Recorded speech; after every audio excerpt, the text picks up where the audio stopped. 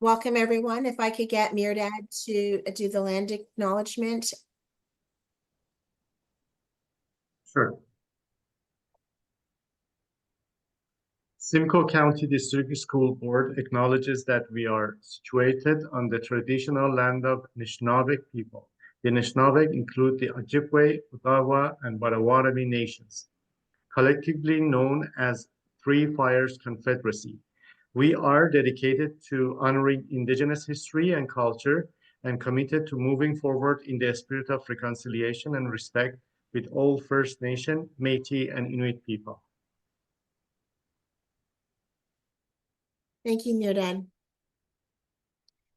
So the PIC mandate is to support, encourage, and enhance parent engagement at the board level to improve student achievement and well-being, to provide information and advice to the board on parent engagement, to communicate with and support school councils, to undertake activities to help parents support their children's learning at home and at school.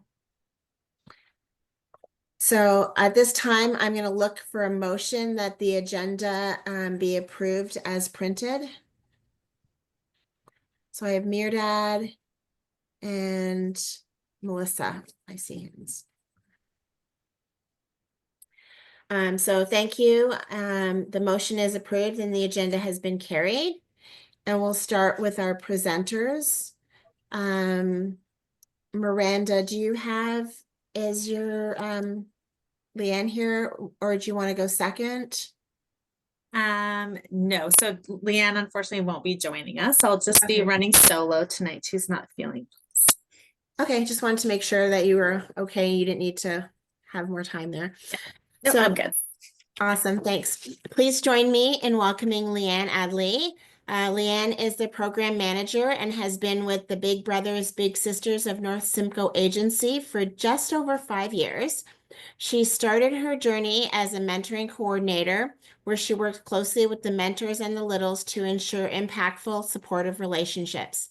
After several years in this role, Leanne has transitioned to the position of program manager, where she oversees program operations, working to ensure that they are both effective and aligned with the Big Brothers and Big Sisters mission. She is passionate about fostering positive change and continually seek ways to improve the services we offer to the community. So Leanne, Miranda, sorry. That was for Leanne. That was for Leanne. Sorry. My apologies. I didn't want to interrupt. I just realized after I was like, wait a minute. So Miranda is the executive director of Big Brother and Big Sister of Aurelia and District. And in this role, Miranda oversees programs and supports the team. It's a dynamic job that combines strategy, advocacy, and plenty of coffee. Miranda has been part of the Big Brothers and Big Sisters Federation for 9 years, bringing her social work background into a leadership role that allows her to make a difference at both the individual and community level. Welcome, Miranda. Thank you. Welcome, Miranda. Thank you so much. Did you want me to share my screen, Lisa, or are you putting up the presentation? What are we doing here, Kim? You can share your screen. I made you co-host. Okay, thank you.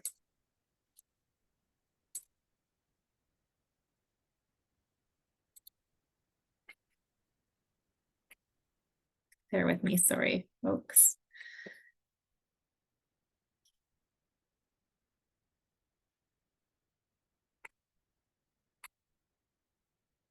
Okay, can everybody see the screen that says Big Brothers, Big Sisters on it? Yes. Yes. Okay, thank you so much. Okay, so I'll try not to take up too much of your time, but I really appreciate you allowing us to come and just speak about Big Brothers, Big Sisters. Our partnership with Simcoe County District School Board has been very long-standing and very positive over the last few years, especially. And if it wasn't for this partnership, we wouldn't be reaching as many youth as we are in the county. So again, just appreciate that. So I will get right into it and share with you that for those folks that aren't familiar with Big Brothers Big Sisters, I'll just kind of start at a baseline. So Big Brothers Big Sisters operates under a federated model. So we have Big Brothers Big Sisters of Canada, which would be our national office, and then there's about 90 agencies within Canada.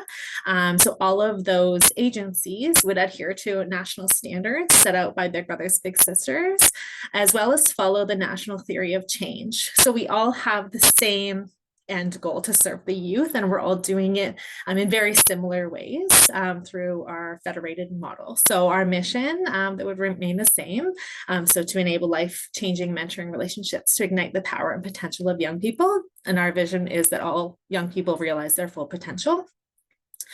So the kids that we're serving are young people who are facing adversities and who are in need of an additional consistent and supportive developmental relationship. So I will touch on the developmental relationship framework a little bit later on in the presentation, but that is something that we follow, that we've brought into our national standards as of January 2024 to ensure that that intention of mentoring is really at the core of all of these relationships with young people. So how do we ignite potential in youth? So we intentionally recruit based on the needs of our community. So we're looking to recruit for school-based mentoring. So we're looking for those folks who are able to go into schools, meet with these youth, and meet them where they're at. We match young people with professionally screened volunteer mentors. So all of our staff are trained. It is a national standard across the board that they have a minimum 2-year diploma in social work or child and youth care. So they are trained and staffed professionals who are screening our volunteer mentors, as well as the families in our community-based programming. By monitoring and supporting the matches, once the match is made, these staff members stay with those matches to ensure safety, mitigate any risks, and also ensure that those developmental relationship components are being met, and support them wherever they need support. Training and supporting the mentor and mentee and the family, building a developmental relationship between the mentor and mentee. So the kind of components of developmental relationships are express care, challenge growth, provide support, share power, and expand possibilities. So like I said, we'll touch on that in a little bit. And then by graduating the match relationship towards a natural support. So in our school-based mentoring programs, I'll try to keep that as the focus. They would end naturally at the end of the school year, or if we have placement students through colleges or universities, that typically would end in April. So we talk about that kind of natural ending at the beginning of the relationship so that those students are prepared for that ending. And then the impact. So we kind of have the 3 pillars of where we really see the impact and our measurable outcomes with Big Brothers Big Sisters in our programming. So we have social emotional competence. So we're building those relationship skills, social awareness, responsible decision making, self-management, and self-awareness. Mental health and well-being. So having a positive identity, mental wellness, social inclusion, and empowerment. And then this big piece really comes into our school-based programming a lot, which is educational engagement and employment readiness. So that school connectedness piece is really important. And that's something that I hear a lot from our school liaisons, especially if there is or there are students who are attending schools that may have some challenges with some absenteeism, and they're coming to school on the days that their mentors are there. Even though it's only for an hour, they're showing up that day and they're engaging and they're being part of that community within the school. Their commitment to learning and enhanced constructive use of time. So to sort of shake things up a little bit, that's our really important piece of what we're doing. And I hope that gives a clear picture of Big Brothers Big Sisters. So another component to this is we are not government funded. So that is a common misconception of our organization. Another common misconception is sometimes that we are funded by our national office, which is not the case. So we actually pay dues to our national office to be an accredited agency and to be able to have ownership of these programs and national standards and access to those sorts of things. So we are a not-for-profit, and we rely 100% on our community for funding. And the costs, some of the costs that come with our programs include insurance, membership dues to our national office, overhead, those staffing pieces that I talked about, right? We have on some of our staff, Masters of Social Work, child and youth care students, and graduates and that sort of thing too. So we are fully staffed. And this was a piece that was successful in some of our schools last year. One in particular in my area was able to raise over $100, which is real. The students were so excited about it. So we encourage third-party fundraising with a lot of our partners. So Small Change for Big Change, or Change for Kids, is a fundraising and awareness initiative by Big Brothers Big Sisters agencies in Simcoe County. It encourages schools and students to collect spare change over a set period to support local mentorship programs. This simple yet impactful campaign helps raise funds to provide life-changing mentoring relationships for youth in Simcoe County while fostering community involvement and social responsibility among students. Through their participation, schools play a vital role in empowering young people to reach their full potential. So that's kind of going back into their same school community, which is a neat concept as well. So to talk a little bit about all of our programs, I won't spend too much time on our community-based programs because I really want this to be the focus for school-based. It's a little bit more relative, but we do have kind of our core programs that we're really well known for, which is our community program. So this is where a mentor would spend time with their mentee out in the community. So they're not meeting at the school per se, but they are going out to the library, or they're going to the volunteer's house to play board games, or they're out to the park or the movies or something like that. And so that commitment for the volunteer begins at 1 year. So they're committing for 1 year, a couple hours a week, sorry, to spend time with this child. And typically those relationships are really long lasting.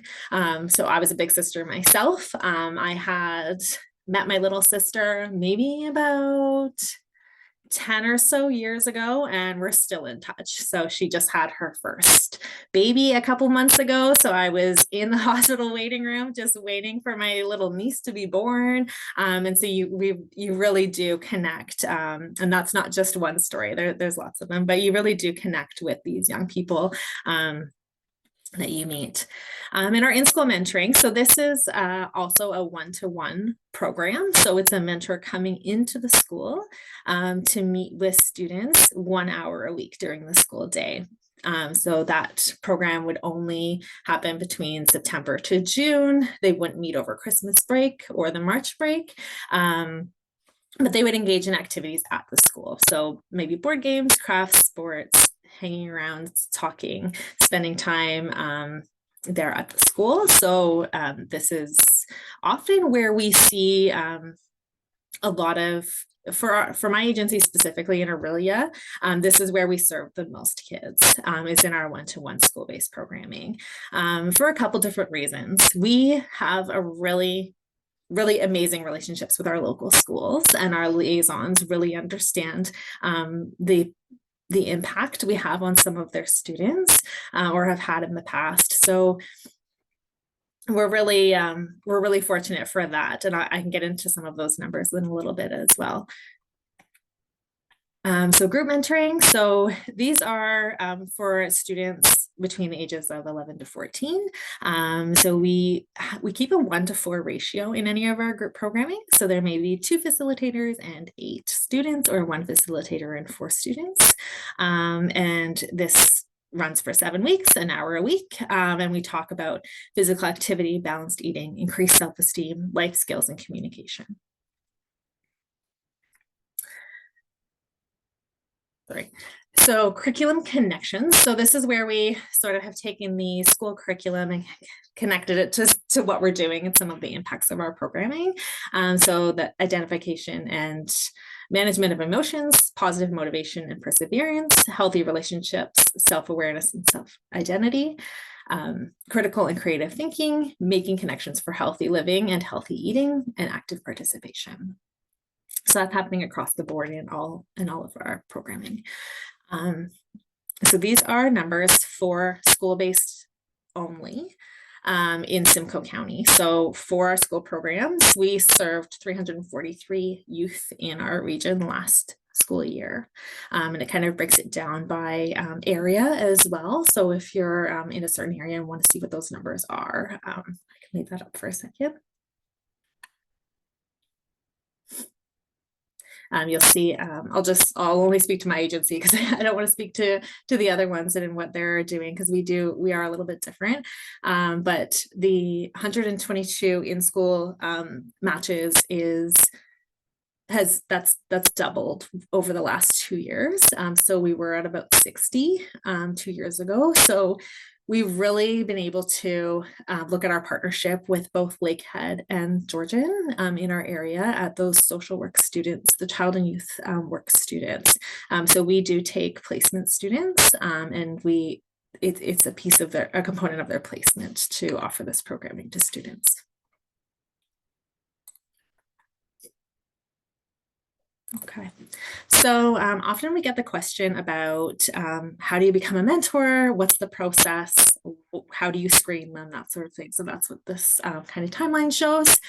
So a volunteer would just submit an application or inquire on our website. Then one of our trained program staff will schedule an interview with them. The interview is about an hour in length.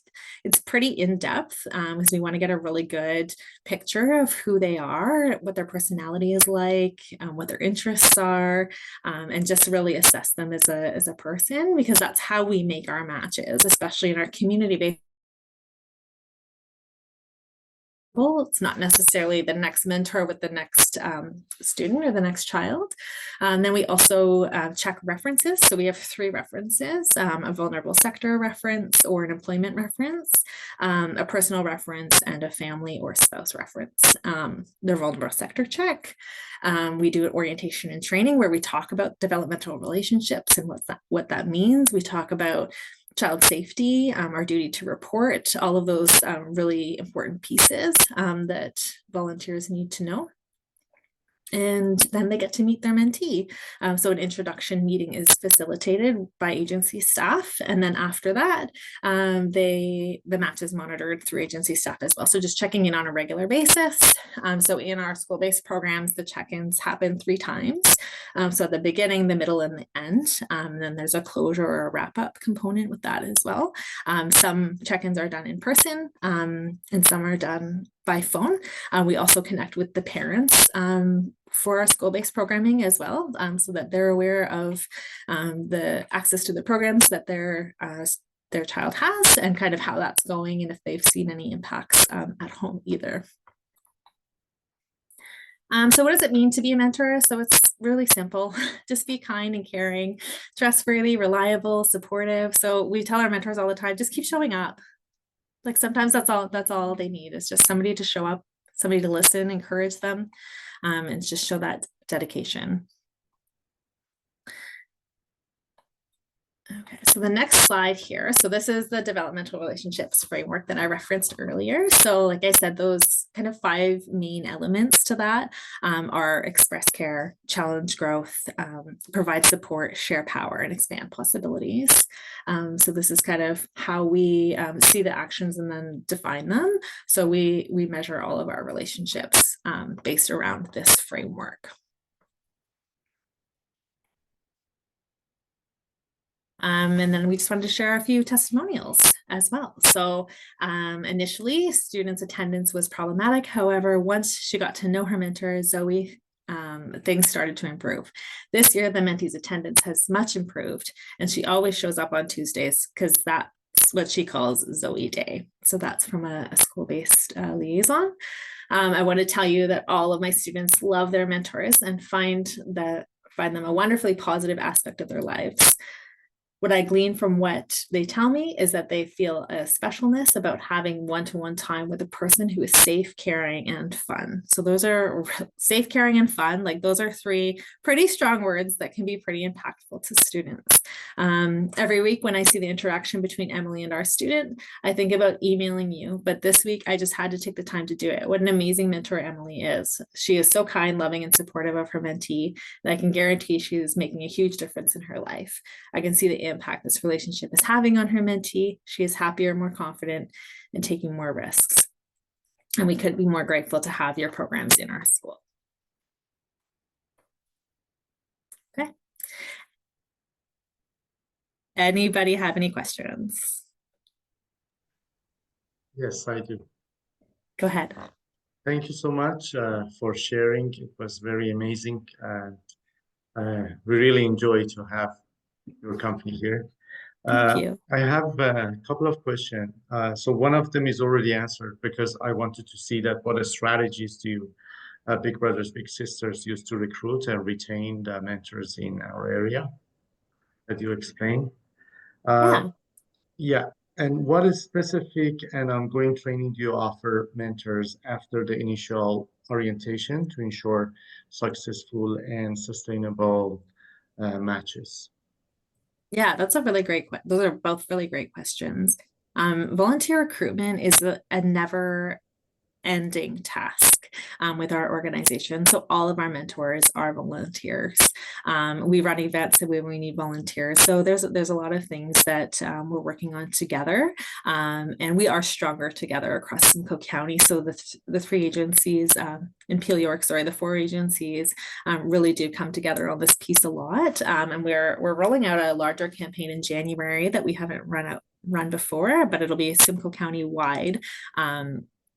For volunteer recruitment. We also do a lot of volunteer recruitment specifically targeting male volunteers because that is a huge piece that we're lacking. In Aurelia, we have boys, we don't accept any more boys on our waiting list at this time. Unfortunately, our waiting list for boys has been closed for 2 years. And boys are waiting 3 years before they get a big brother. So at that point, we have to say, we can't let this wait list grow anymore. We have 50 kids on our waiting list just in Aurelia. So it's very, very lengthy. So recruitment and retention is really important. It's the main thing, the main focus there for sure. And then your second question was about training. So we do have training opportunities that we offer our volunteers, and some of it is really based around what their mentee might be dealing with. So for example, we have a community partner who is providing mental health first aid training. So we've put that to our volunteers. We also do child protection training through Family Connections on an annual basis as well, where all of our volunteers are invited to attend just to talk about, what services they have, what the process is, and that sort of thing. So we do have present training opportunities like that do come up on a regular basis as well. Wonderful. And my last question is, how do you ensure that 1 hour per week mentorship has a lasting impact on the students? So through our evaluations. So in our check-ins, we have very specific questions and that we're asking to gather that type of information.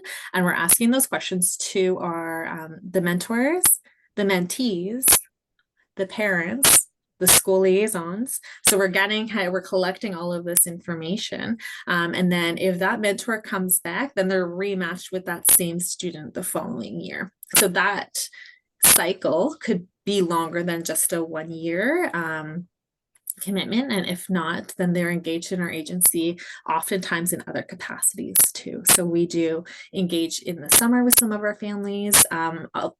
One way we've been addressing our waiting list that is the 50 children is referring them to the school-based programming. So this is like also programming that they're getting while they're waiting for their big brother match in the community-based programming. So it's kind of overlapping a little bit as well. Thank you so much. Appreciate it. You're welcome. Is there any other questions?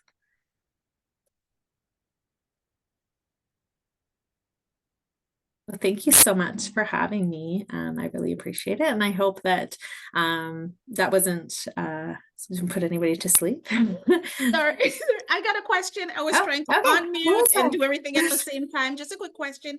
I No, wanted it's to know okay. if your program, the information was so amazing. And I've always heard you. of Big Brother, Big Sister, but I had no idea this is information or a program that's offered throughout the schools, Mhm. much less Simcoe County. So that's wonderful to hear.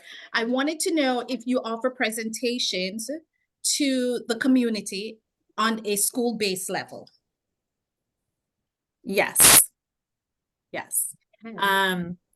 We do often do that, and we would be open if you had a community group that wanted to do a presentation. We would definitely facilitate that for sure.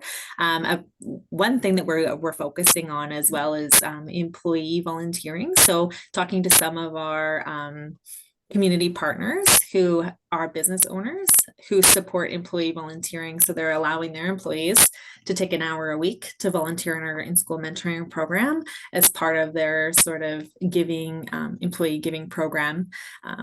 Because the volunteers get a lot out of it as well. It's not just the students or the kids that are being served. So we are trying to highlight that as well. So that's kind of that retention piece and the community engagement piece together. So yeah, but if you do have any community groups that you're thinking of specifically, definitely reach out to me. And if it's not in my area, I can put you in touch with the agency that it would be for. We'd be happy to do that.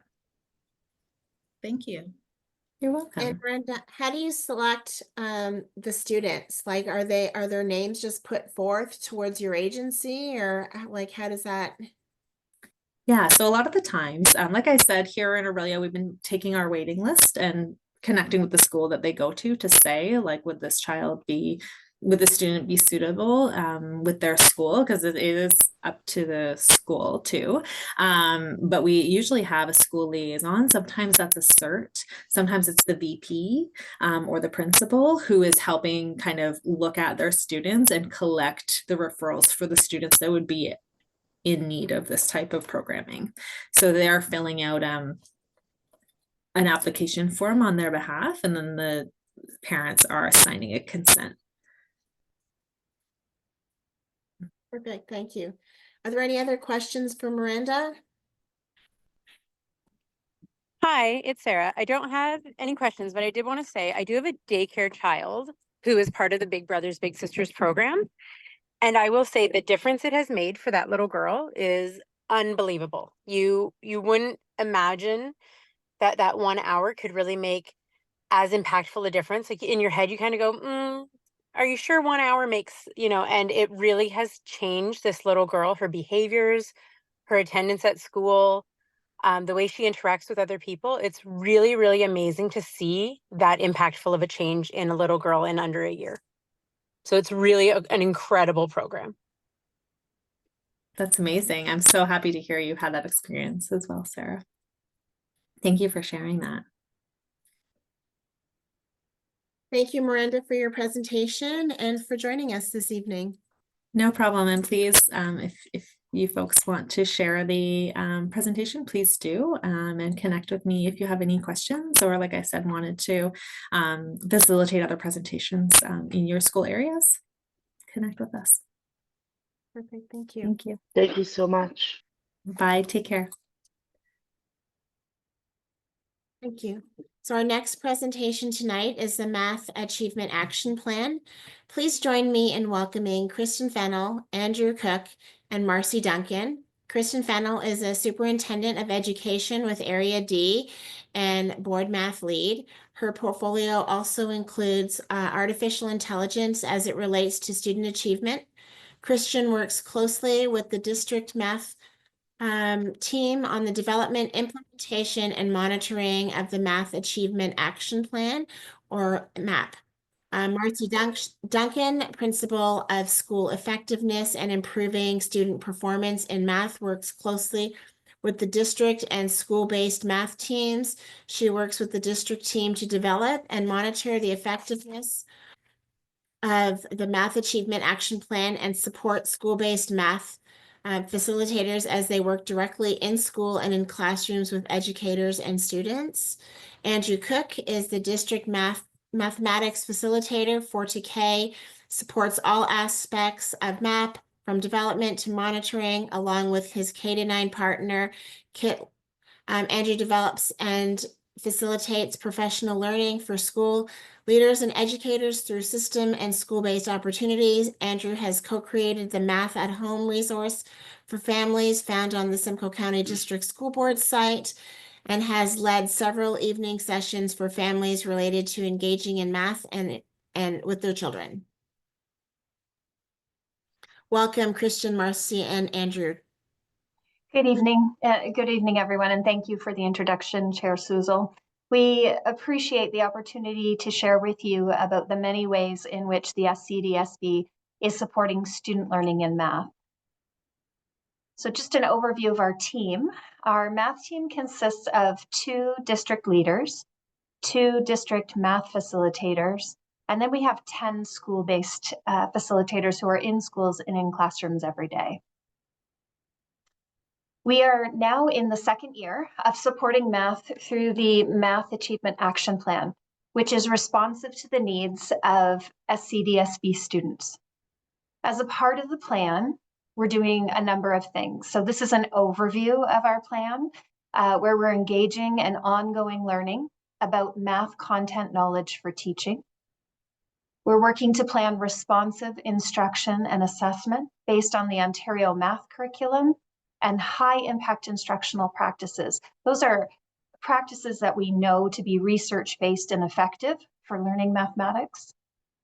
We're working to build a sense of belonging for students and confidence in themselves as mathematicians. And we're working to engage parents and guardians through access to Knowledge Hook, which is a digital math tool, and other SCDSB resources and experiences to support their children.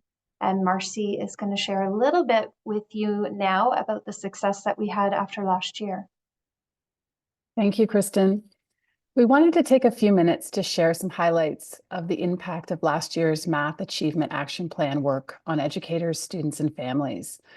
Over 2,100 elementary educators reported an increase in their math content knowledge as a result of professional learning. And as a result of their learning, 75% of elementary and secondary educators surveyed reported a change in how they assess students in the math classroom. This slide represents a significant improvement in student confidence in math. The number of students in grades 4 to 8 who felt highly or very highly confident in math increased by over 3,000 students, which is close to a 20% increase. We also saw approximately 1,300 fewer students report low or very low confidence in mathematics. So students are moving forward from all points in the confidence continuum. We measure student achievement in a variety of ways, including classroom, board, and provincial assessments such as EQAO. The SCDSB was one of only a few boards that saw improvement in each of the grade 3, 6, and 9 assessments. A focus of our work last year was on the junior grades, and we saw our biggest gain of 3% in grade 6 math as a result. Parent and guardian engagement was an enhanced focus in the 2023-24 Math Achievement Action Plan, and it was actioned through the new Math at Home digital resource. Virtual sessions for families, including fulsome math kits sent home to each family, and the invitation for parents and guardians to join their children's Knowledge Hook digital math tool account. As of September, the Math at Home site has hosted over 6,000 visitors to over 10,000 pages or app screens. 160 families participated in the Math at Home evening sessions last year, and over 2,500 parents and guardians responding to the 2023-2024 School Climate Survey agreed that they are satisfied with the resources to support their children's math learning. And over to Andrew. The next few slides demonstrate some of the actions that are connected to our Math Achievement Action Plan at 3 different levels. First are our system level actions designed to support school leaders, classroom educators, and families. Here you can see our district level math learning in action. We host every elementary principal and their school's math lead educator 3 times per year at the Education Center for a full day of math learning and school goal setting. We have similar full day learning sessions for our secondary panel once per semester. This photo shows those administrators and educators engaged in a math task, supported by the central math team and our secondary school facilitators. Another key action by the central math team is the creation of resources to support all students in math. The first 20 days of math is a comprehensive resource that assists classroom teachers and educators in setting the stage for effective math instruction. We also produce monthly math news to keep educators up to date with new resources and learning opportunities. Also updated monthly with new problems, games, and number talks is the Math at Home resource for families. At the school level, the math team creates resources to support school math goal setting. You can see some images of one of the guidance documents and sample school math goals here. The team also works with school leaders to set the direction of the math learning for their staff. Each month, the math team creates a Math Bite, which is a short 10-minute learning cycle for administrators to use at staff meetings. The content of the Math Bites connect to the learning that students will be doing in classrooms that month. Finally, we have a photo of educators at one of our after-school math workshops for teachers. The team hosted a workshop at 6 locations in October and again in November. We have 2 more rounds of workshops planned for the new year. Finally, we have actions at the classroom level, where the most important work happens each day. The math team supports classroom teachers by creating resources such as the unit check-ins, which help monitor student progress on key learning goals. The team has created a student growth tracker that educators can use to track all students as they learn math concepts and use this data to create plans to support individual students further. A key action at the classroom level is a commitment to regular small group instruction, in which the educator identifies several students to receive focused instruction in a specific math skill. There are several ways to collect data to assist in the creation of small groups, and Knowledge Hook is being used more than ever as both a source of data and for the instructional support documents available on their platform. This year, we are using more tools and representations in math lessons. You can see some examples of students using these tools at the bottom of the slide. Hopefully, this gives you a better idea about what the Math Achievement Action Plan looks like in action. Principal Duncan.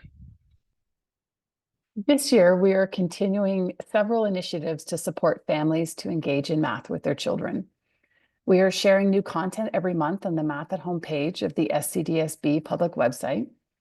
When you visit the Math at Home website, you'll find monthly math moments, which include a problem, a game, and a number talk related to concepts being taught in our classrooms.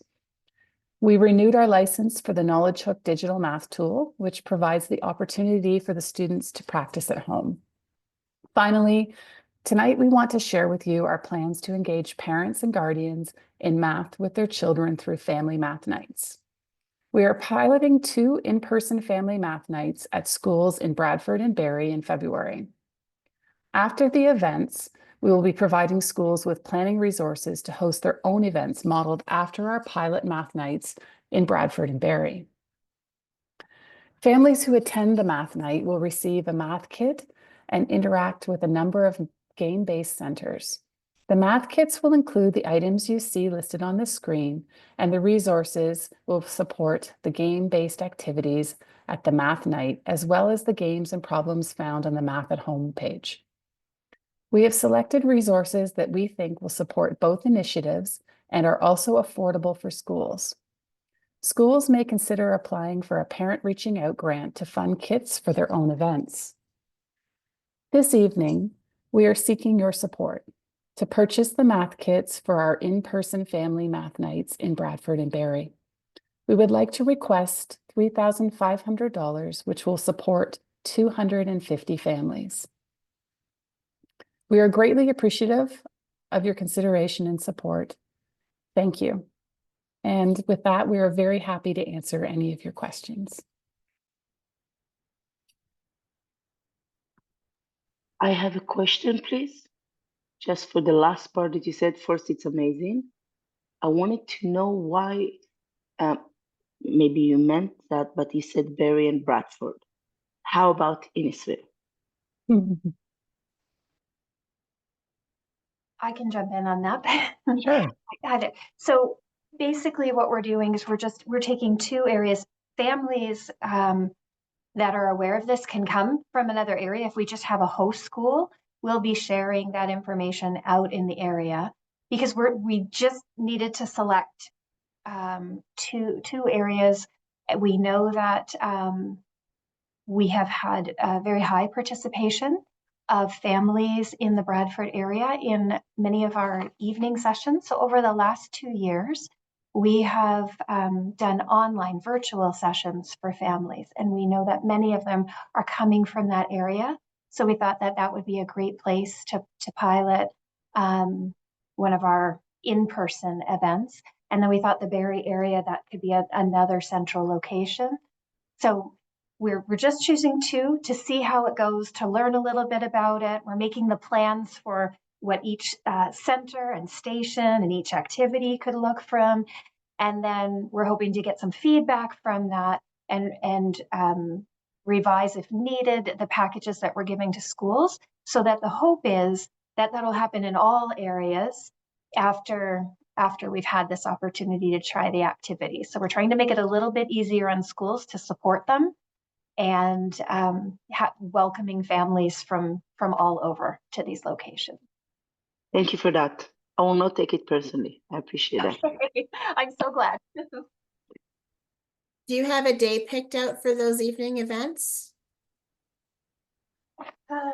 We are so. Andrew, Marcy, please jump in on this, but I think we are approximately the 18th and the 20th. We're still going through the process, so I just want to be very careful not to give you exact. We're still confirming schools, we're still confirming the date, but I believe it's approximately the 18th and the 20th of February. Okay. And we will share this information back to you. Please rest assured that we'll share with you the locations, we'll share with you the time, date, all of that will come back. And if I understand correctly, when you're talking to Rachel, so if there was a person in Innisfil who wanted to attend the Bradford one, they'd be able to, like, it's open to everyone? Yes. Okay, that's good to know too, thanks. I did it in the past when there were Simcoe County event in Bradford, because they didn't offer that in Innisfil, so we came some. So I think we misled you about the amount of people that came there. I think some of them were from Innisfil, but now I'll be quiet. That's it. That's very good to know. So we will consider your request at our January meeting and get back to you on that, if that's all right. Absolutely, and thank you very much. Does anybody have any other questions?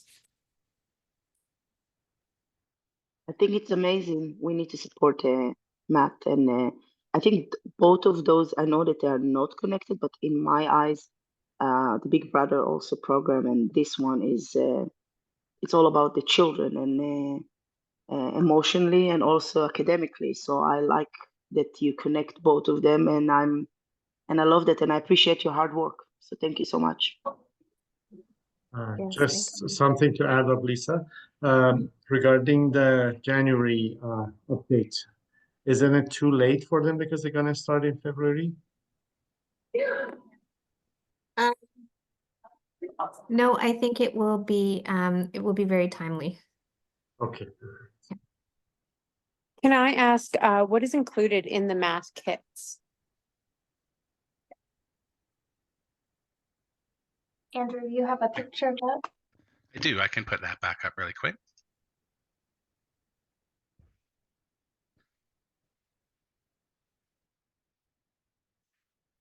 So this year, we really wanted to make it affordable for schools to be able to carry on this program after we had done the pilot schools. So the kit is a little bit different than last year, but what it is materials that will be directly used on the math night in a variety of different games stations, as well as tools that are really available to be used with the Math at Home resource activities as well. When we create those activities, we try to keep them so that there's not printing involved. There's not a lot of things that the average household might have. So what this does is it gives access to those really versatile tools that families can use throughout the year with their children. Thank you, Andrew. I have a question, if that's okay. Yep. So will you have to sign up? Like, how do you guys know how many kits you'll need? Yeah, that's a great question. Thank you for that. So we will, we'll have to have extra kits on hand. And I think what we're planning to do on that first one is we will be sending that out through school newsletters. We'll be sending it out in the area. So families that want to pre-register, then we'll have an understanding of how many are going to come. So it'll be sent through school newsletters, through the school areas. We will be sharing with council, with PIC as well, and we will request that families register in advance, but certainly if they show up, that's wonderful too.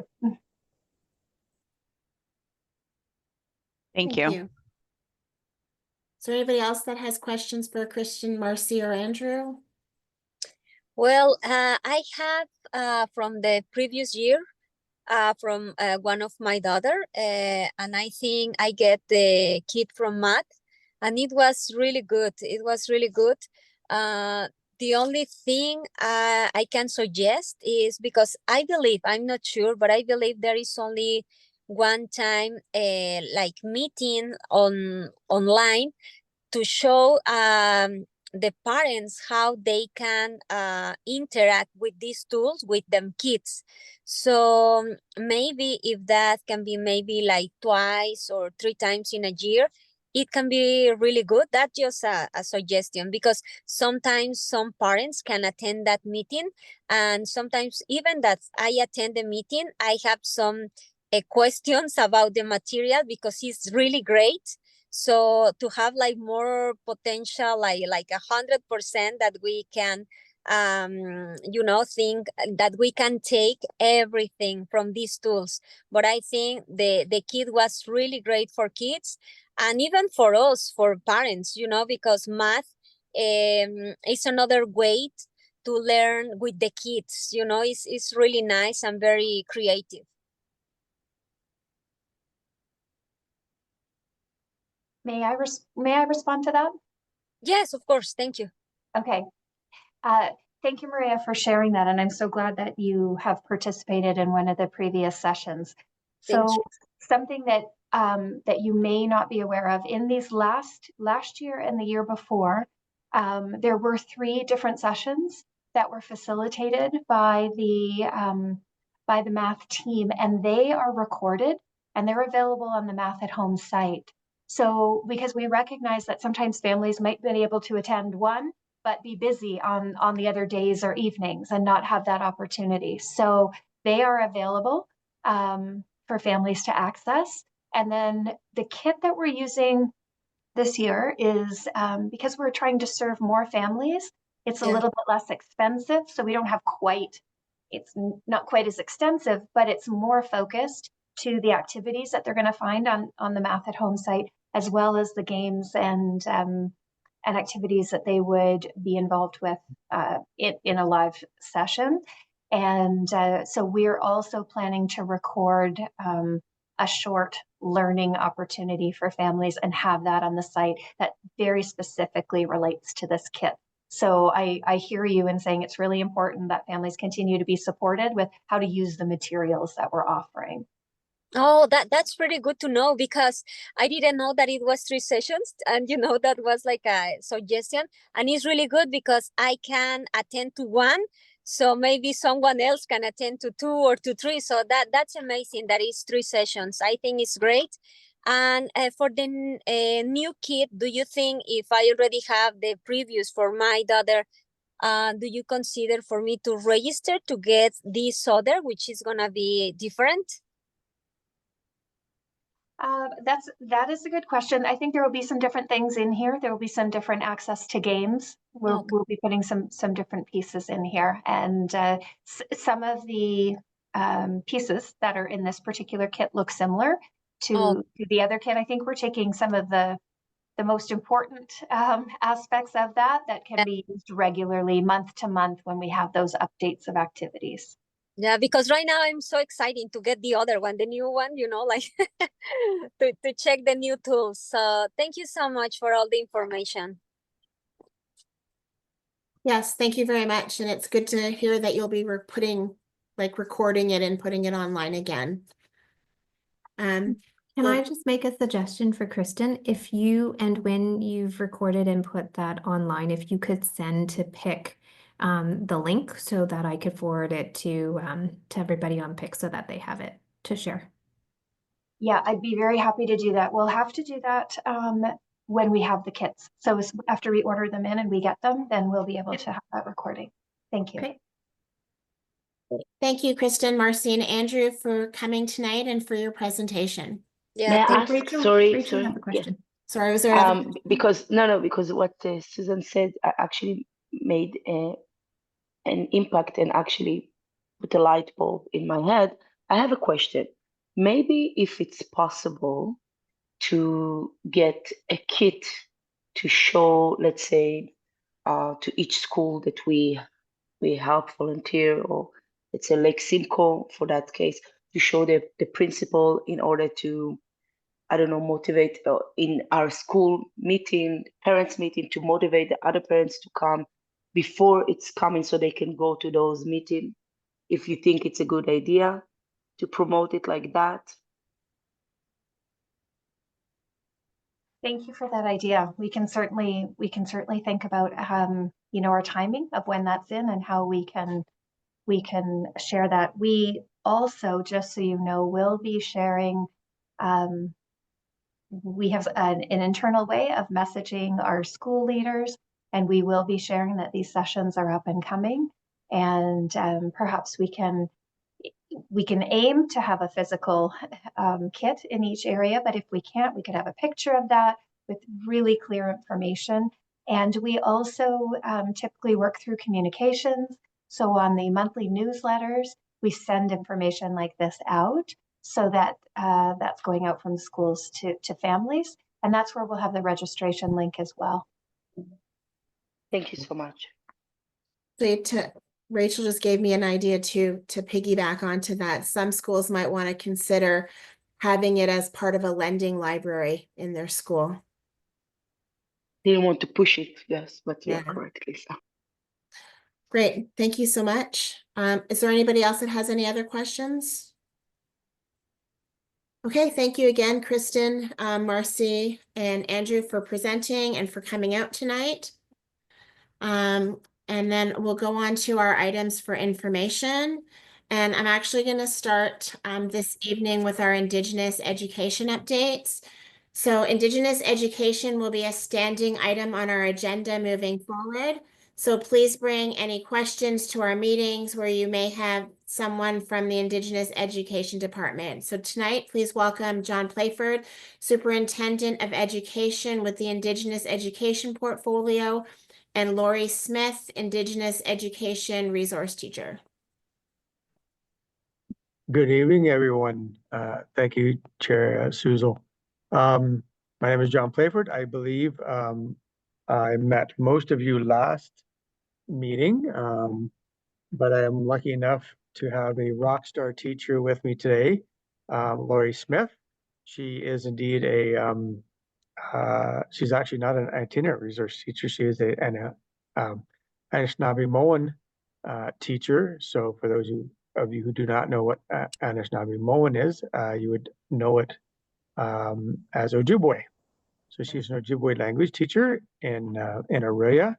We have 3 Anishinaabe-Moan teachers in elementary right now, where the greatest populace is. So that's Lori is in Aurelia. We have another teacher in in another school in Aurelia, and then we have a teacher in Midland Penetang area who is split between 2 schools at this moment, trying to get programs going in that area. So they're very busy. But Lori, sorry, and we have 4 teachers in high schools, one in GBDSS in Midland. Sorry, I guess it's 3. One in Twin Lakes Secondary School in Aurelia, and one at Aurelia Secondary School in Aurelia. Lori has been the longest serving language teacher. She has taught for a number of years this program. She is extremely good at her job. Her initiative is amazing. Every time we talk, she's come up with some new way to teach the language to students. But one of the things, I will turn it over to her in a minute, but I believe she's going to talk about one of the things she is doing with some other teachers in elementary that we have work brought to the schools in collaboration with and support with Georgian College. So with that introduction, I will now stop talking and turn it over to the pro. So Lori, the floor is yours. Miigwech, Superintendent John Playford.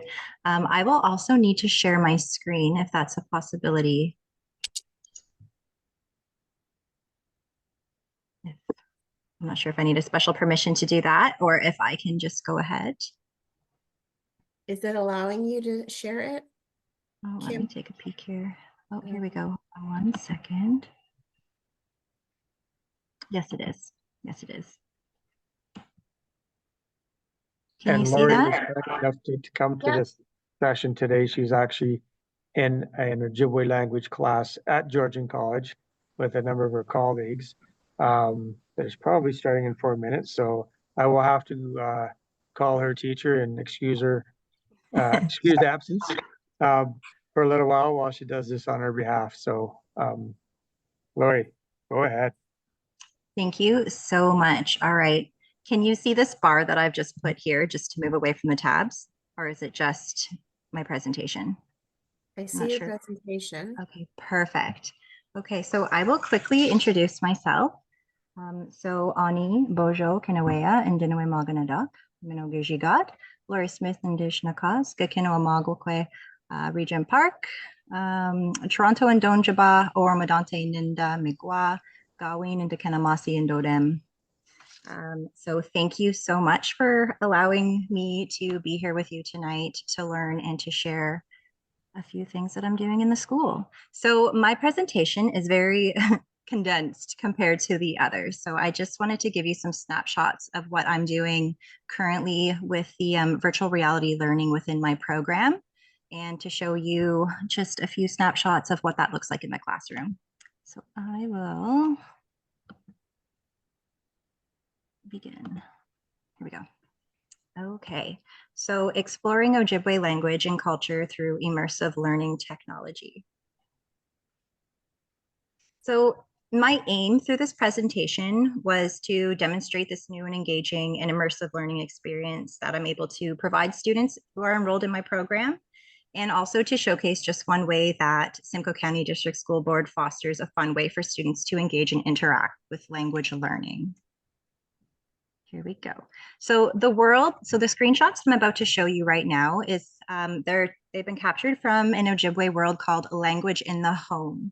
So I've decided to kind of focus on 2, and I believe the idea is to perhaps down the road allow you to engage in the worlds within the VR worlds in person, if I'm correct. So here we go.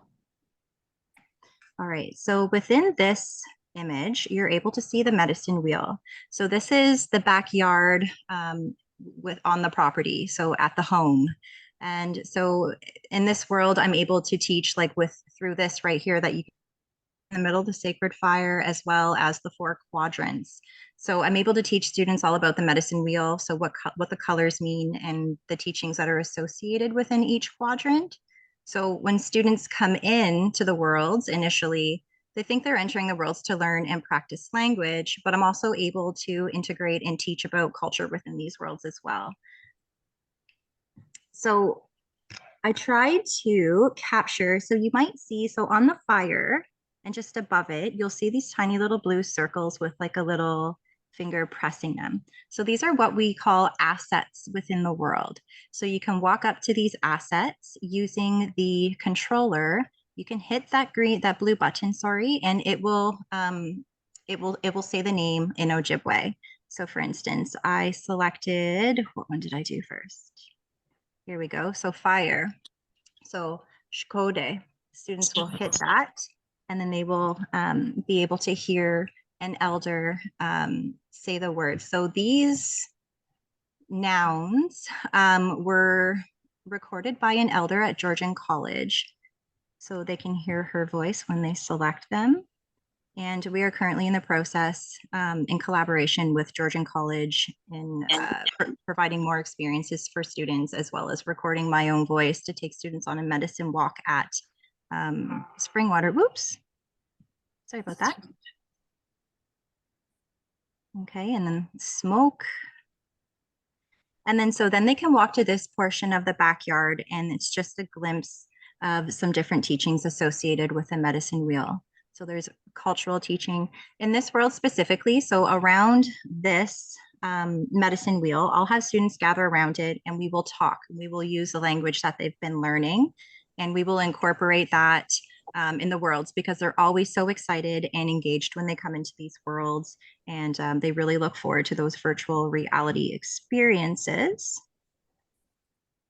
Okay, so my apologies if this looks grainy. So what I wanted to do was record, or to show you what it actually looks walking around. So I had positioned my phone in a way that I was able to kind of manipulate around the world. So my apologies if the video quality is a little bit grainy, but I just didn't want to chance it in case I had an internet problem that you wouldn't be able to experience the worlds a little bit. So I will play this.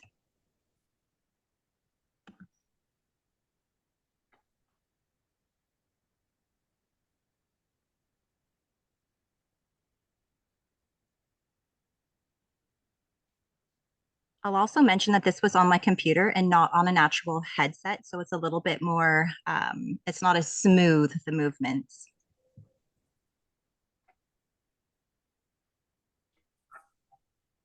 So that's Elder Ernestine Baldwin.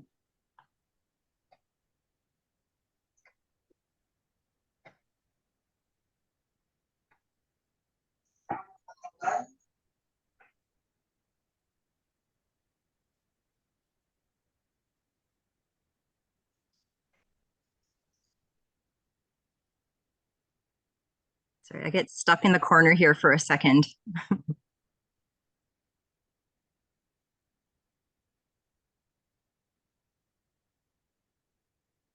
Trying to maneuver around my phone that's being held by a coffee cup.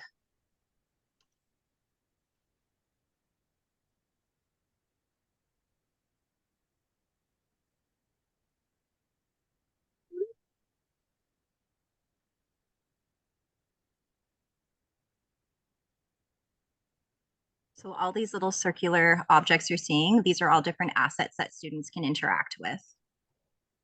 Oh, I love it.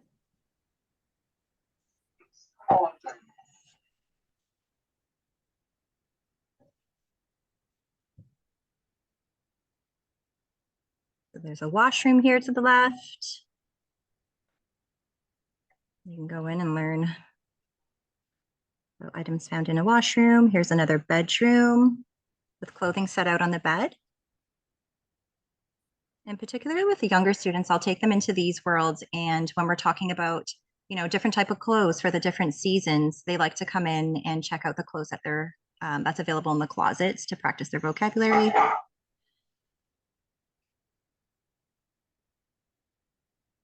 And this is my favorite part of the house. I'm about to head in. It's the kitchen, and lots of learning takes place in the kitchen with my intermediate students especially.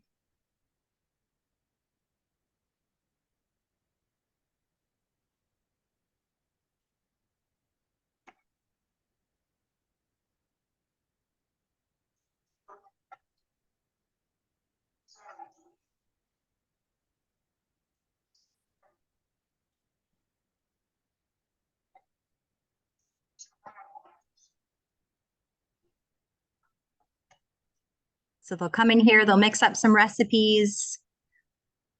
And students can physically pick up these objects as well. So when I ask them, bring me a potato and put it in the pot, you know, in the language, they'll come, they'll pick up the potato, they'll put it in the pot. All right, and I think this is nearing the end of this demonstration here. So I shall move along. Oops. Okay, so this is another video that I have captured for you to see. It's called Language in the Classroom.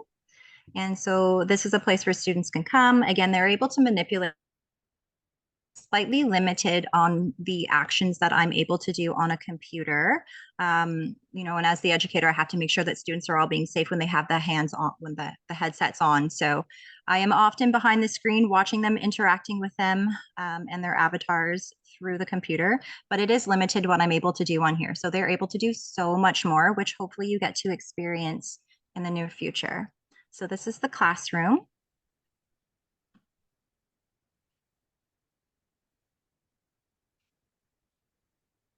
And I do fix the glare in a second. So on the walls, you'll see posters pertaining to the 7 grandfather teachings. So those are very important cultural teachings in which students conduct themselves in class and within the community and the school community. There we go. Again, all of these objects are able to manipulate.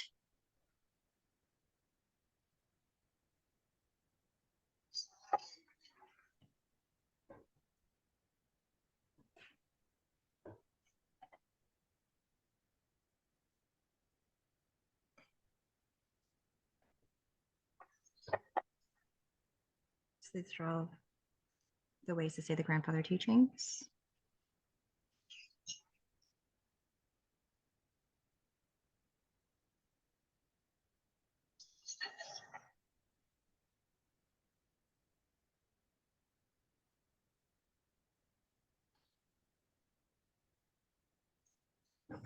And where I'm taking you right now is a beautiful prayer recorded by Elder Ernestine Baldwin.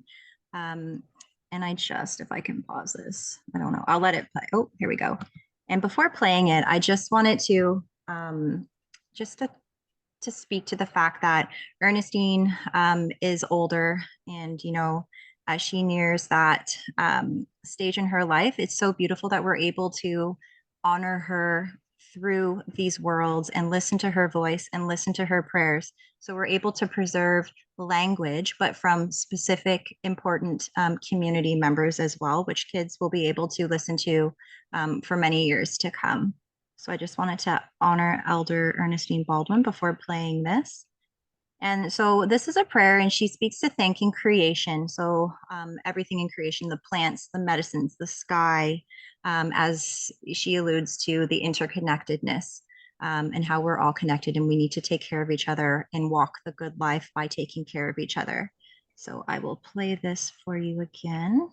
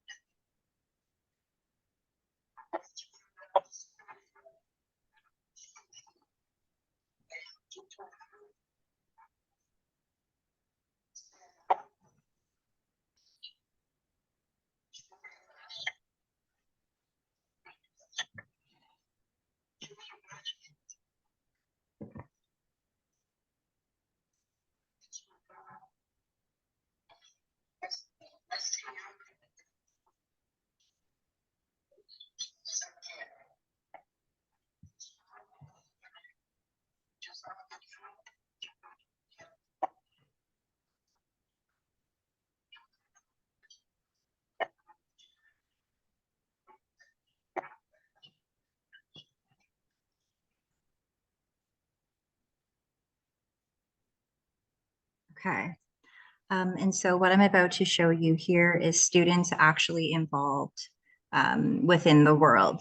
So I also just wanted to point out that, you know, through use of this technology, I'm able to provide those opportunities to students where they can see the language, they hear the meaning and translation of the words that they're interacting with. So this is, although they're getting that from me in the classroom, this is just a fun way for them to continue to develop their learning and that language exposure and developing that appreciation for language. I also wanted to mention, you know, the way that kids learn today is not the way that we learned, say, 30 or 40 years ago. And we have to keep up with how they're learning. And in order to capture their interests, it's important that we create these learning experiences that are fun and keep up with the time, say, to incorporate that technology to keep them actively engaged in their learning and to make them, you know, excited to learn and want to come back to it as well. So this year I have over 130 students. When I began the program, I had 30 students at this school. So it has grown so beautifully. And this was introduced last year and they're just so excited. So very excited about this aspect of the program. So I'll play this for you. And this is the final video, and then I'll open it up to some questions if you have any, and I'll do my best, hopefully with Superintendent John Playford to answer those. So here we go. And I hope that the volume's okay because I was recording on my phone. I don't know if you're able to perhaps turn up the volume on your devices. That might help in hearing some of the language being spoken. My apologies for that.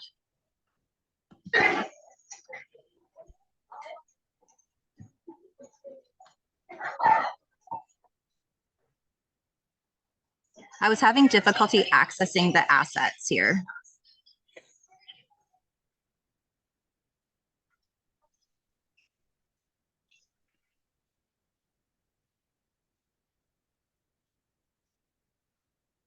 So these are all clan teachings. And I was hoping to be able to select those assets, but I was having a technical difficulty.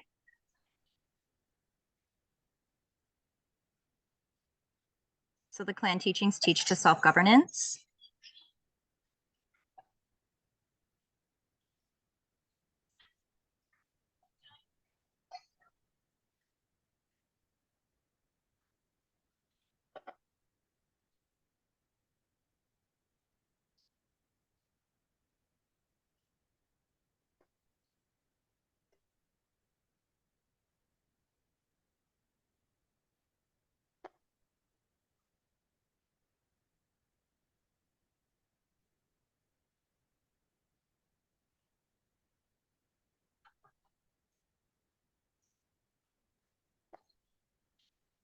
May I ask something? Oh, yes, absolutely. Yeah. I just put the volume up, but on high, but I can't hear anything. It's my microphone or is the screen? I mean. Oh no. Is anybody able to hear No, what's I happening think in the video? I think it's not your microphone, Maria. It's we just can't hear. Oh Okay. no. Okay. I wonder if, oh dear, that's terrible. So I wonder if it's perhaps, let me check my audio settings here really quickly. My apologies. That's unfortunate that you're not able to hear it. So you haven't been able to hear any No, of the language? Like, so for that prayer, you no. were just looking at Ernestine's picture? Oh no. Okay. So what's No worries. happening here? I'm sorry. Well, thank you for letting me know that. So oh, that's too bad because I have something really beautiful that I wanted to show you after. What's happening here is that students are standing in a circle and they're just having conversations and they're introducing themselves and their peers. So this is something that we do every year. Although these students have been together with me for many years, we always have new students joining the program. So developing that sense of school classroom community and building those relationships is so integral to the program and in creating that safe learning environment. So that's what they're doing here. Oh no, okay, so I guess this next little part, I'm wondering if I could perhaps, here, I wonder if, I'm so sorry. Let me see here. No worries, no worries. Hey, no, that's unfortunate because it's so beautiful. Like I'm so proud of them and I was hoping that. So let me see here. PIC. I'm wondering if I sign in through my phone, if you'll be able to hear it that way. Oh, Or if that's it's a gonna, good idea. We can try and we can tell okay, you. yeah.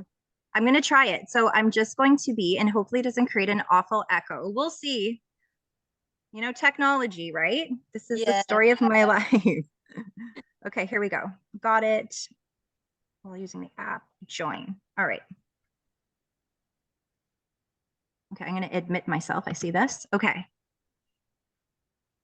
Are you able? Oh, Recording in progress. oh, I think it's yeah, it's not echoing. gonna Yeah. work. It's gonna echo. Yeah, you're getting a lot of feedback. Okay. Well, my apologies for that. So I'll just quickly show you then this last part, which is the convenience store. So this is a student using, oh, oopsies. Well, you can't see it, you can't hear it anyways, but in the last little part of that video, I had a student and she was talking about vegetables and she was saying that I'm hungry that I want to eat, and just listing off different things that are available in that convenience store for her to eat. And you know, she was so proud of that, and I was so excited to share with you. My fullest apologies that wasn't working. Maybe we'll show you and you can see what I was talking to when I was playing those videos.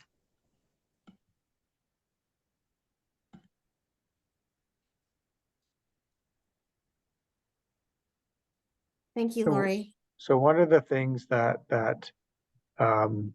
I think is important, and I'm not sure if everyone is able to see, but especially in the last video, when Lori was walking through the forest and coming across avatars, and at the end they're in a group, those are actual students. So students choose their own avatar, and they are in that world that Lori was in, doing activities such as, you know, going to the grocery store and speaking to, you know, what they want and what they're going to buy in the grocery store, things like that. So it's extremely interactive. They have the headsets on, so they look very space age when you're in the classroom, you know, looking at them doing their things. There are a few computers in the classroom. Lori's asked to buy some computers or iPads because there is the odd student that does get a little bit dizzy being in the world. So we still want them to participate. So they do it that way, but very interactive. Students love it. Lori is building different things. I mean, she can speak more, but there's a lot of noun-based stuff. She wants to do verb-based things like actions and so on. But right now we have 60. We're going to buy another 30 for another classroom. So we'll have 90 VR headsets in the classrooms that we have, probably by Christmas. Well, hopefully by Christmas. So if you have anything more technical than that, you're going to have to ask Lori, because I won't be able to. And I help couldn't you. even make the volume work. So I will, yes, when we meet again in the future, hopefully I'm able to do a demonstration where you can hear the audio and actually have the opportunity to engage and be immersed within the worlds yourself. So are these like 4-credit courses? Nope. So this is essentially, so if we're thinking of high school, like an elective, so it's something that students, it's not mandatory learning like French, it's an optional program that their people at home have to sign them up for. So a letter goes home at the beginning of the year and students are signed up by their guardians. So, but they don't get a credit for it. It's just for learning for. It goes on their report card, Okay. but it's elementary. So I'm teaching in an elementary school. Okay. So yeah, so it's just it goes onto the report card as native as a second language, the native language being Ojibwe. Our secondary schools do not have the VR headsets yet, but they are credit-bearing courses. So some students will opt out of French and to take an Anishinaabemowin, or they take both. It depends, but anything in elementary is non-credit bearing. Anything in secondary is credit bearing. And Unless is it only available at certain schools? Right now it is, yes. So the highest populations of Indigenous students are in Midland and Aurelia. So those three schools are running the courses. We could offer, I'm in discussions of trying to offer a night school course, maybe a virtual, but the biggest problem is finding teachers. So if we ran a night school course, it would probably be, well, I don't even know what it would look like. It could be credit bearing, it might not be, but we'd have to find a teacher. And right now, you know, it would be somebody like Lori or one of our other teachers, perhaps it would have to teach that course. Now, I also am cognizant that Lori has a life outside work, and does she want to teach that course, right? So it's, so there's that problem, but there's also, there is not a lot of language speakers in the area altogether. So, I mean, I'll just sidebar here. Lori is a very good speaker, but she's also taking, we have a collaboration with Georgian College. So the board is paying for any staff member in the board that wants to take Ojibwe language and culture, part 1, 2, or 3. We ran part 1 in the fall or in the spring last year. We're running part 2 right now, which is Lori is in, with a number of our staff. There's 11 right now that want to learn the language or be better, more proficient at the language. So, you know, hopefully we will get some more language speakers that we can hire if we can expand. But it's the same across the province. It's not just us. So. Interesting. Yeah, I know like my daughter's in grade 12, and I think that this is something that if it was available in our school that she would absolutely love. And I'm, you know, just curious, that's all. Yep. It's excellent. Thank you. You're welcome. And I mean, we're just putting it out there, but at the end of the year, when you have one of your face-to-face meetings, if you would like, we can have Lori back with some headsets and people could, I see Melissa nodding her head like she's all good to go.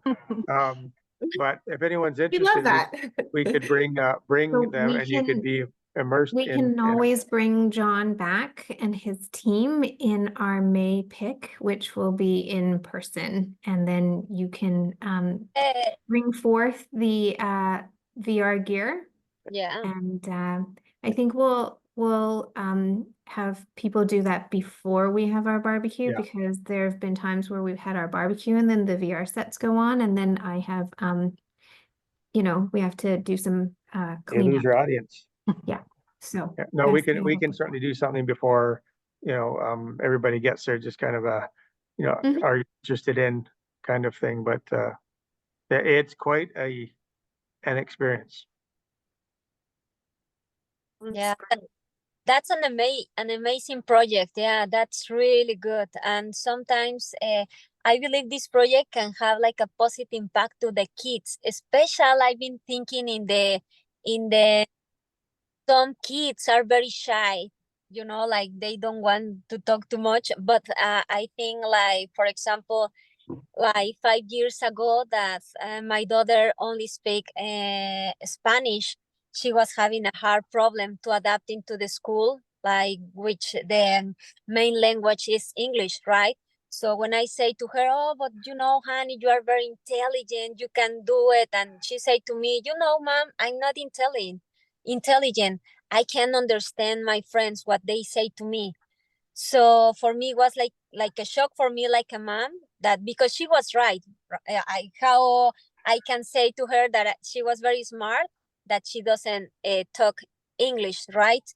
So I think if it was this tool before, at least, you know, during this transition, these kind of tools that they are being very creative, you know, they can support a lot of kids now, like when my daughter was in this situation. Right now, she speaks very well English, of course, better than me. And I feel proud of her. And, you know, this is why I think this project is amazing and has to be everywhere in every school. Congratulations. Yeah. Yeah, excellent. Thank you again. Is there any other questions? Okay, I'd like to thank again John and Lori for coming out tonight and for their presentation. Thank you for having us. If anyone's interested, whatever the next topic for the next meeting is, if you want to reach out to Susan or Kim and just give us some ideas. If you don't, it's going to rely on me and I'll bring something hopefully as good. So take care, everyone. Thank you. Great. Bye now. Thank you so much. Next on our agenda is a mental health and well-being updates. So mental health and wellness will be a standing item on our agenda moving forward. Please bring any questions to the meeting where you have where we will have somebody from the mental health and well-being unit or department. Please welcome Louise Pike, our social services resource teacher. Hi, everybody. Good evening. Yes, I'm Louise Pike. Thank you, Chair Suzel. It's really great to be here this evening. Maybe if you've been sitting for a while, you want to take a quick supportive transition and bring your shoulders up to your ears and then let it go. So I am a well-being facilitator on secondment. I'm an educator. And our department this year has been really focused on student engagement. So I've been asked to come and share some of the great things that we've been doing in connection to student engagement related to mental health promotion. So I do have 3 slides. If I can share my screen. I don't know if I have the ability to do that. Oh, there we go. All right.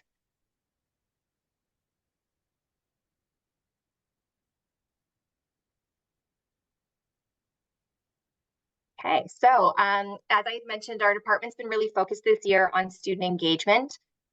So student engagement being this ongoing process that centers students in their lived experiences and their own voice, positioning them as valued experts in the outcomes that affect them. So this is the model of student engagement from School Mental Health Ontario that we've been using to ground the professional development that we're doing with educators, as well as some of the initiatives that we are getting off the ground with students. So you'll see every student at the center. Wrapped around that are identity affirming approaches. Then it's the foundations that our student engagement should be flexible. We recognize that students sometimes have part-time jobs or they have extracurriculars. There's lots of things going on in their lives. So engagement opportunities need to be flexible. They need to be evolving, strengths-based and informed by the students. And then around the outside rings are the degrees with which students can be engaged. So students can be engaged as partners. So they work alongside caring adults and have some ownership over the decisions that are being made. Students as leaders, they are leading the charge. They are coming up with the initiatives, the ideas. Students can contribute. They can contribute thoughts and ideas, but they may not have overall control over the final product. And then students as consultants, we consult students a lot in education. I think about our school climate surveys and other ways that we seek out student voice. So all of these degrees of engagement are really important, and students may be involved in a variety of different ways throughout their initiatives. So what this has actually looked like, in August, we had 4 days of a student engagement symposium, which saw secondary students from all of our 16 high schools, as well as Simcoe Shores campuses. We had put a recruitment effort out in the spring to try and recruit students. We wanted 3 from every school that represented a wide variety of students.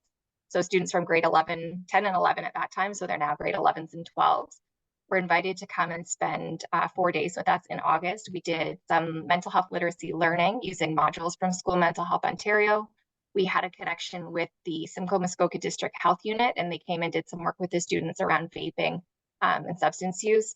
We had access to the outdoor low ropes, so we did some team building and really talked about building our leadership skills, because these students are now back in their high schools as leaders on their mental health and wellness team. The other big activity that they did throughout the 4 days was some design thinking to really look at what are some of the concerns that they see in their high schools, what are some ideas or activities that they'd like to see happen to support student mental health and well-being. And then they pitched their ideas on the Friday to our Dragons Den. And our Dragons were Superintendent Maltby, we had Associate Director Stevens, and our mental health lead, Don Franks. And so the students were able to share, this is the idea, this is what we want to get going in our schools, and they got feedback from those dragons on how to make those things come to life. So those students are now back out in their schools. Many of them are leading initiatives, connecting with the educators in their buildings, and they're coming back to the Ed Center to actually this week on Friday. Those students and 2 of their educators will be looking at developing what we want to do in May for Child and Youth Mental Health Week, as well as doing some more outdoor learning. We've got the health unit coming back again, so we're able to continue that support with those secondary students. And fear not, our elementary students have not been left out. They had the opportunity to come to the Education Center in September. Our department hosted 6 days of well-being symposiums. We invited 4 elementary school students from grades 6 to 8 and 2 educators from every school. So that was like 300 students and 170 something teachers. And on each of those days, we did sort of a mini condensed version of the 4-day summer symposium. So they had an opportunity to go outside on the low ropes. We did some mental health literacy learning. We connected with the health unit. And so I have a little video snapshot of what that was all about.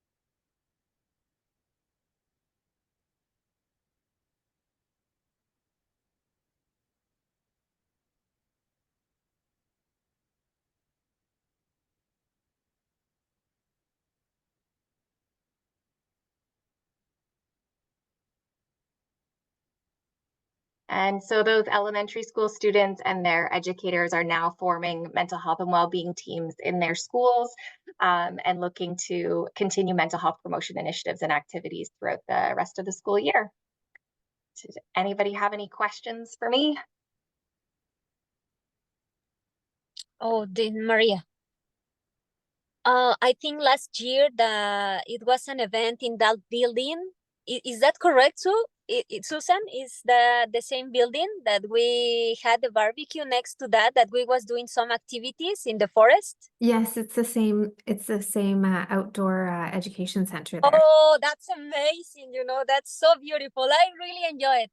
I feel like I was a kid again, like I enjoy it and jump and scream like, yeah. It was one of the, I don't know, like in the booth that all of us, we went to one side to the other side, and I was like, yeah. So, for me, it was like a therapy. It's really good. It's just great. So yeah, congratulations. It's very beautiful. Let's do it again.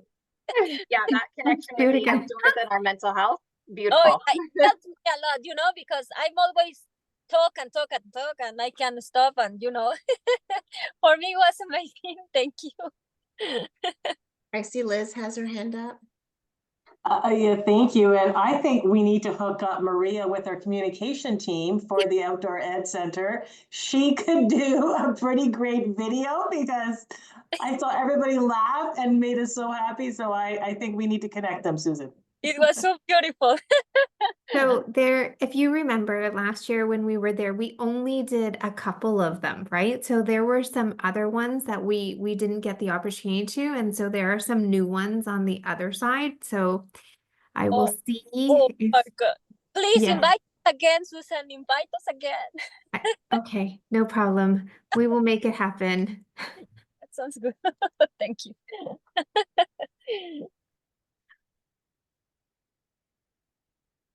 Awesome, thank you. Are there any other questions?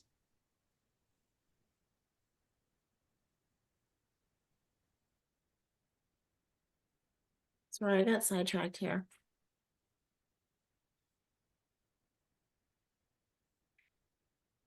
Thank you. Thank you, Louise, for joining us tonight. Thanks, everybody. Have a good night. So next on our agenda is the PIC member updates. So I'd like to begin by introducing some new members. We have a new parent representative, so Fatima Mohammed. Fatima has 3 children who attend Hillcrest Public School. We also have 2 new administrators on the committee. We welcome Lindsay Cook, principal of Shanty Bay Public School, representing the elementary panel, and Ben McCabe, vice principal of Georgian Bay District Secondary School, representing our secondary panel. So welcome. We love having you out for PIC. Are there any updates from PIC members or information from school councils?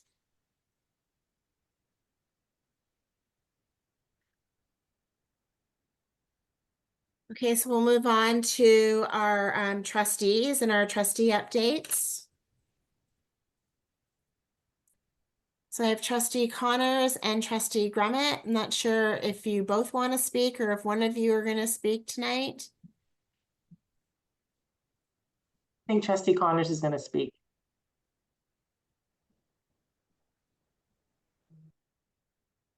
Buddy. Oh, where's my notes? My notes. So we have another committee that we have formed. It's the Safe Schools Committee. We had our first meeting with there's I think area representatives from Innisfil, Wasaga Beach area, and I think the Barrie area, 2 trustees, principals, staff, student trustee. So we just kind of went over, because it's a new committee, what it's about and the definition of violence and some of the ministry guidelines and our APMs.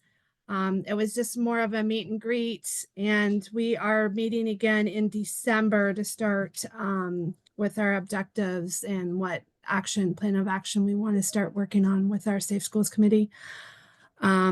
And then in the last month or so, we've had mental health and well-being updates, the math update we just had, the EQAO stats, the Safe Schools report came out. There was a 19.5 decrease in that, so that's good to know. And then we also had an update on the 23-24 school climate study. And there was an 85% participation rate from our students. So,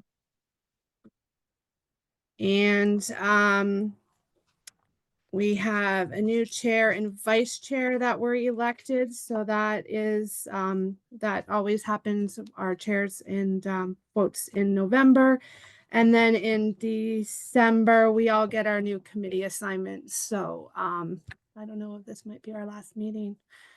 But if it is, it's been great. If not, I'm really hoping that I get that put back on this committee. So yeah, I think that's about it. Thank you. Well, we definitely loved having you come out. Well, we are the best committee, so. Of course.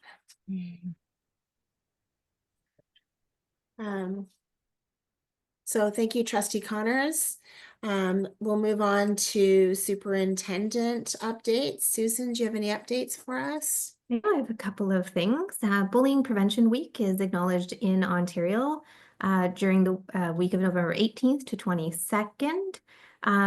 During this week, schools are encouraged to share, teach, and empower staff and students to build their understanding and knowledge of strategies and resources to address bullying in our schools.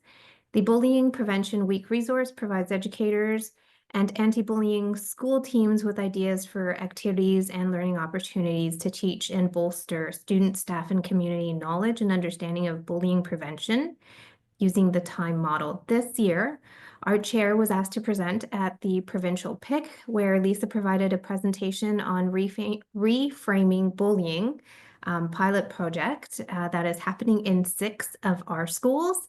The Reframing Bullying pilot project looks at bullying through a self-regulation lens with explicitly teaching students about empathy.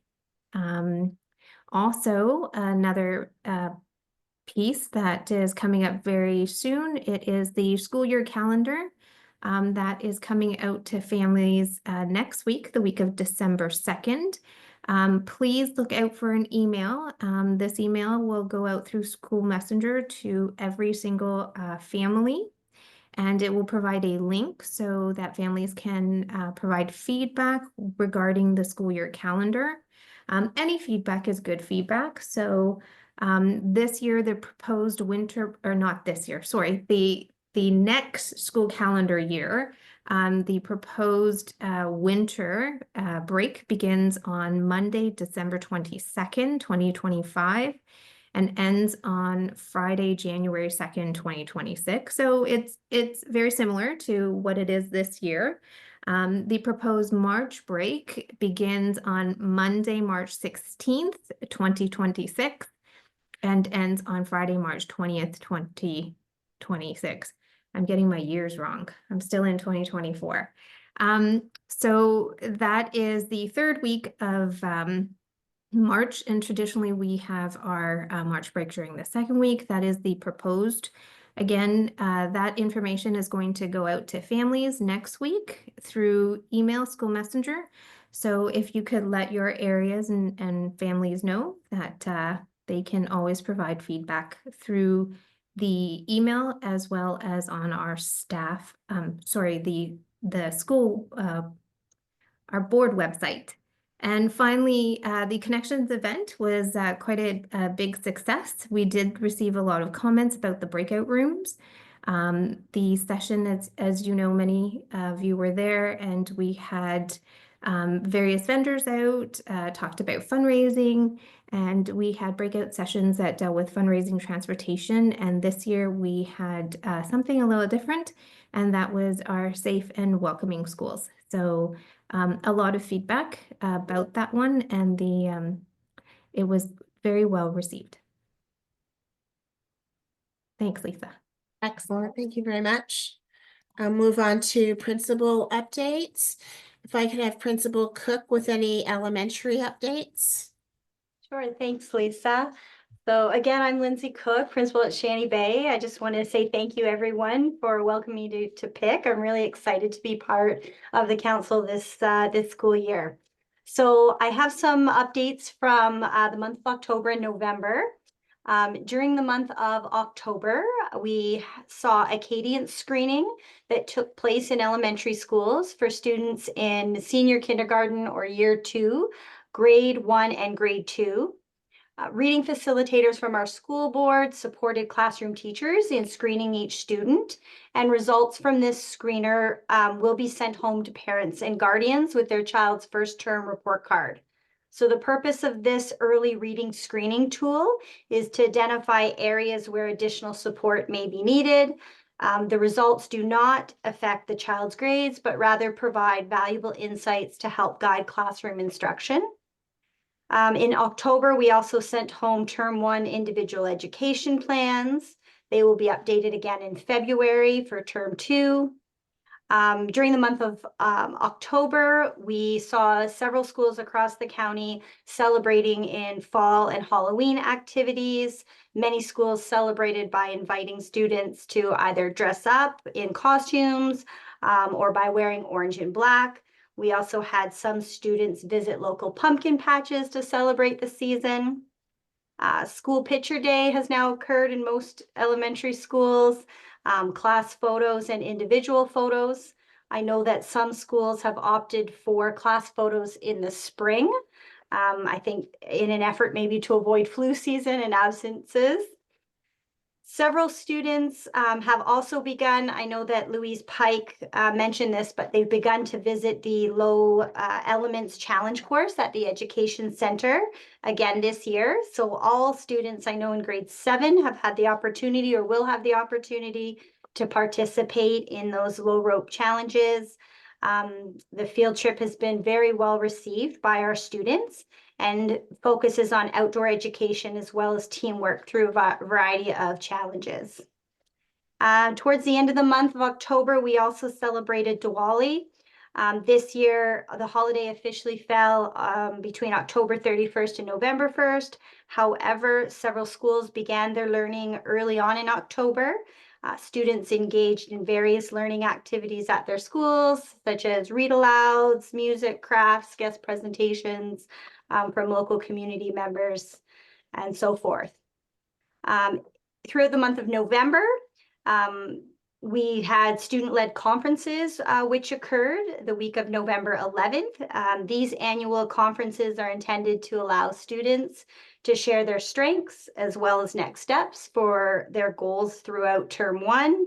It was also an opportunity for families to ask their child's educator questions about their progress thus far. November 11th, we observed Remembrance Day across Simcoe County. Schools held assemblies for all grades to honor the day. Several schools invited veterans to speak to their school communities. We also acknowledged Indigenous Veterans Day on November 8th as well. On November 20th, several public schools took a field trip to a choral performance at Collier United Street in Barrie. That was to host the Barrie Youth Choir, which was an ensemble consisting of students from 11 Simcoe County schools. The performance exposed students to a variety of choral genres and included a discussion surrounding the workings of a choir and traditional elements of choral concert. It also introduced students to vocal music opportunities that would be available to them when they reach high school.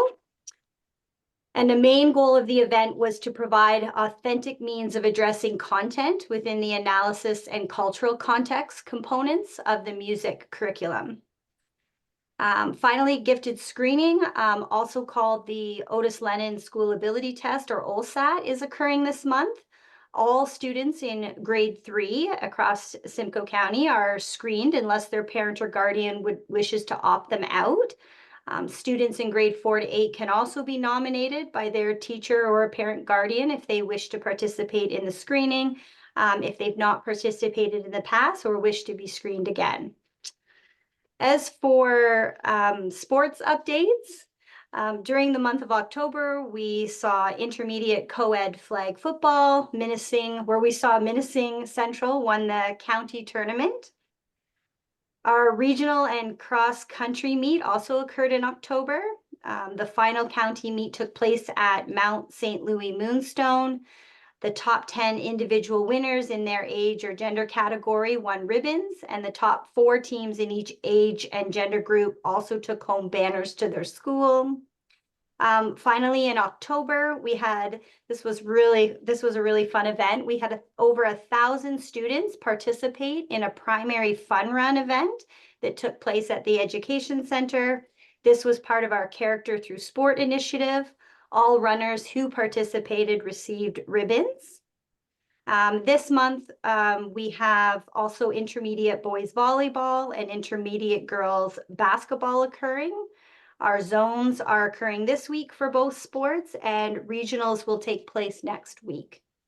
And then coming up in December, we have junior girls basketball and junior boys volleyball occurring.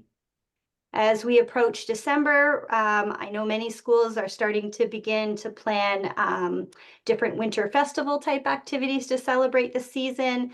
I know many schools are celebrating the holidays through holiday markets, various learning cultural celebrations that occur throughout the month of December, such as Hanukkah, Kwanzaa, winter solstice, Christmas, Las Posadas, etc. Some are hosting musical concerts, just to name a few. So those are just a few of the updates happening at elementary school so far. Awesome. Thank you. Thank you so much, Lindsay, and welcome again. If I could get Ben McCabe to do the secondary updates, please. Thank you, although I'm not sure if I'm going to be able to follow up after Lindsay there. That's I'm going to have to work on my my updates. That was fantastic. So very similar. We had a lot of events in October, some homecoming dances at many of the secondary schools, and some Halloween celebrations. Moving into November, we've had also assemblies in secondary schools recognizing Indigenous Veterans Day and Remembrance Day, and a great time to bring in members of the community into the schools as well in those assemblies. We've also sent home report cards. So midterms went home November 21st with term 1 finals, and then midterm marks and comments and learning skills for all of our courses to give families an update.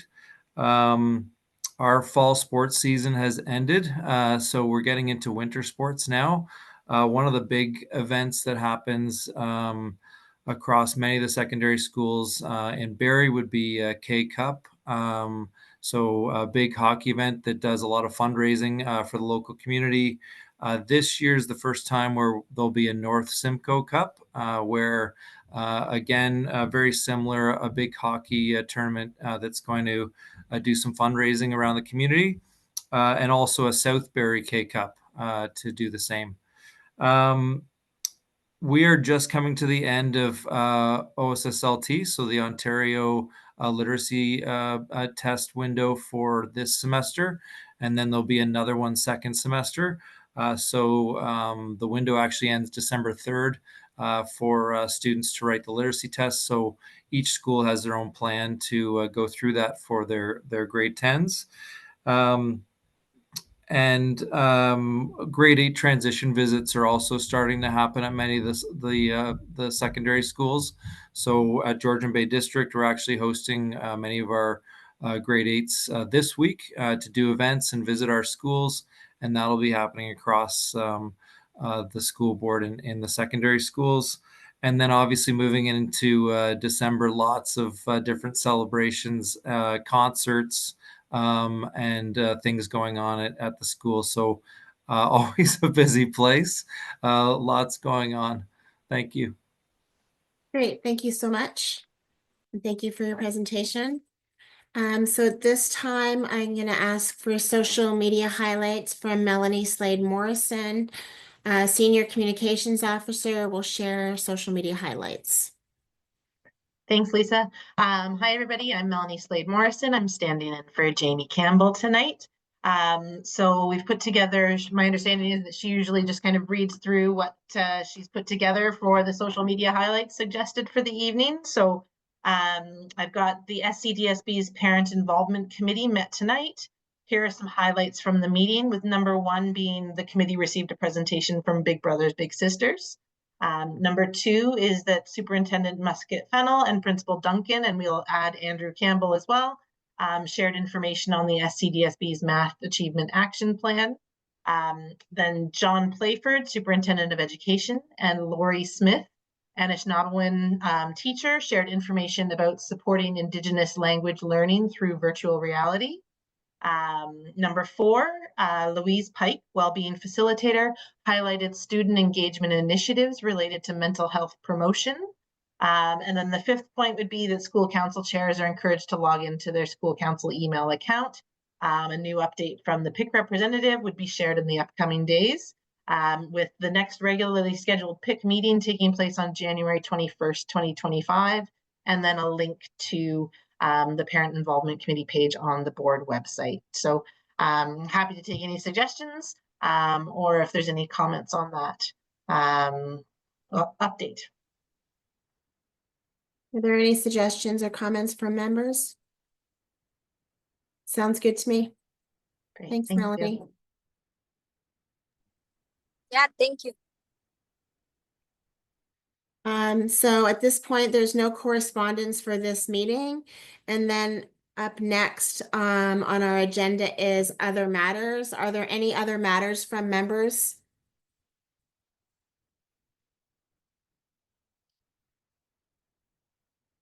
So if nobody has anything, there is one thing that I would like to share. I received an email from a company called Captains and Poets, and they seem to have some like really good information. I don't believe anybody in our school board has used them, but other boards, the Catholic board and a few other things, they have lots of video online. So it also, like, I reached out to them personally to look into them for our program for our high school.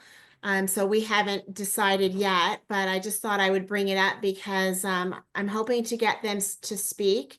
Tonight was too busy to add another speaker, but maybe in January, but I know that that might miss some of the programs. So if anybody is looking for information, maybe check them out.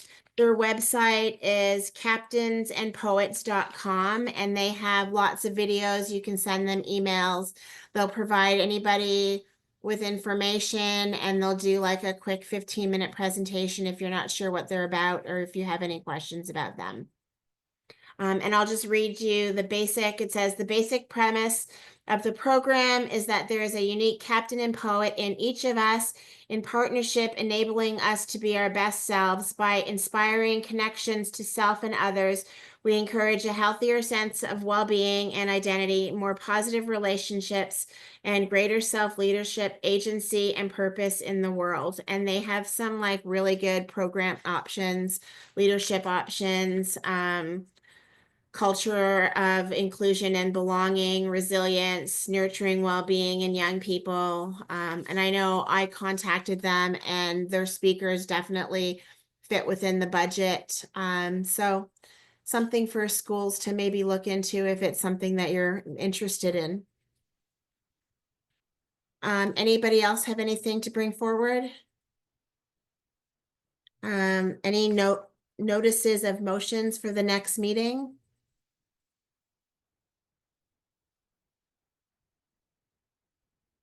Other than, I guess, our notice of motion for the Big Brothers and Big Sisters, or sorry, the math. Okay. Our next regularly scheduled meeting for the PIC will be January 21st, 2025. And if there is no other information to share, or comments or questions, I will adjourn our meeting at 7:57. Thank you, everybody, for coming out tonight. Love seeing everybody's faces and any Sorry, input. Lisa, we need a motion to adjourn. Oh, I'm sorry. Can I get a motion to adjourn? I am listening.